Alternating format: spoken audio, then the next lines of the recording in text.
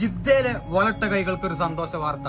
ലേഡീസിന്റെ A to set ഒരു shop, അതും ജിദ്ദയിലെ ഷർഫിയിലെ ഏറ്റവും വലിയ ഷോപ്പ്, അതും ലേഡീസിന്റെ. സംസം പൂപ്പിയന്റെ നേരെ ഓപ്പോസിറ്റ് ബ്യൂട്ടി സ്പോട്ട്. മക്കളെ, ഈ വരുന്ന 12-ാം തീയതി വൈകിട്ട് 5 മണിക്ക് ഓപ്പൺ ആകാൻ പോവാണ്.